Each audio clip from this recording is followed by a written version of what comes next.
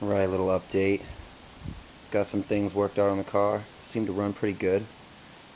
Wiring up the transmission was the next thing. And then get under here to change the fuel filter. And the line busts off. Right up in there. So I'm gonna have to replace that. But the thing is, two things actually. When you're doing anything like this, the car was up on a jack backwards, heading downhill. The gas was just pouring out. I reek right now. It's insane. I'm like so lightheaded. It's crazy. The other thing is, look at all the fucking water I found. And shit, and just so obviously that's another point where this car has never been maintained ever. See what we got since we're up in here. It's not too bad. Still need to do some work back here. Obviously the rust got to the better parts of it, but not a big deal. So we gotta tackle that fuel line next. Get a nice fresh filter on there, tune the car up, and hopefully get this transmission function working. It's either that, or I'll just swap in the Mark III Super R154 I got. We'll see what happens.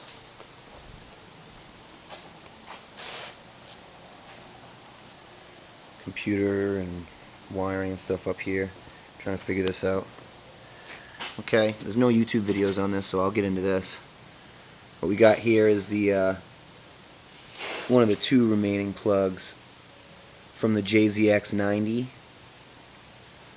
This plug appears to have all the transmission functions on it. These are all the wires that you find off of the transmission selector switch.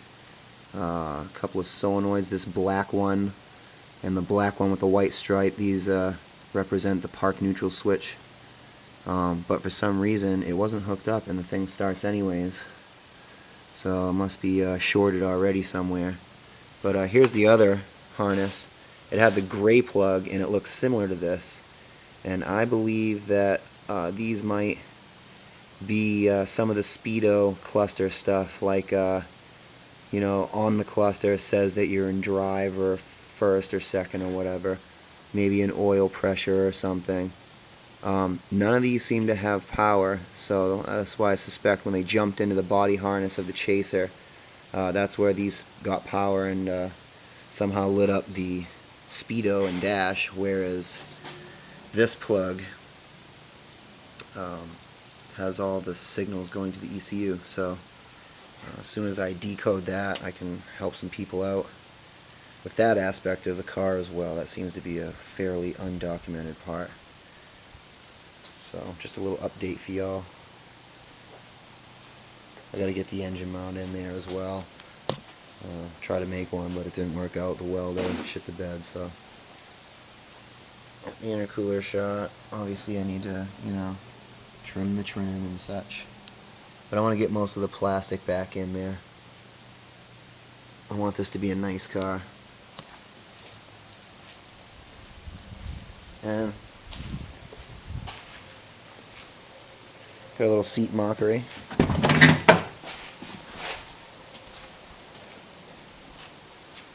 Obviously there's not much of the car right now. I had to do a lot of work to it. The steering shaft that was completely blown out, that I was telling y'all about. That's a bit of a job. Behind that boot there's 4 bolts, and then you just peel it back, and then from there you can separate. Okay, I'm pointing at it. That bolt right there, and then you have others that look similar to that. I can't really see from. Let me see what we got here. Yeah, that bolt is a main one. That's the other main one. And we move down here, and Yeah, there we go right there, and then we go right there. So that's what holds the whole column in. And when you peel that boot back, that's how you can get the shaft changed. In my case, the U-joint was completely blown out of it, and it had a lot of play in the steering wheel, but now, you know, it was like 3 inches before. You like that? No trim. Obviously the auto, we're trying to find that out. Need to build a seat bracket for the other seat. This one I'm just kind of mocking up. I got this Chinese seat or whatever. 240 bucks shipped for the pair of them. I just cut the old bracket up and I'm going to weld them together and put a bracket on that the common rails of this seat can ride on, and then we'll have a function. The position's pretty good. It's not too low. Hopefully when I move it all the way forward we can get like a little action in the back. You know, I want to try to keep it streetable, streetish. I know it's kind of tempting to just keep all the shit out of it once I've ripped it out, because believe me, it's a pain in the ass. And here's the other thing to address. Let me shut the light off here. Obviously when they fucking crash this car, you know, just the horrible welding.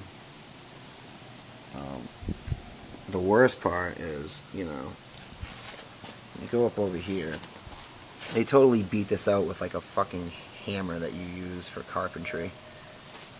So that's beat right out. And then on this side, yeah, they're missing a little bit of metal, so we got to build that back up, get that seam back in there. But all in all, it does run, and it does drive in first gear. So back to the drawing board.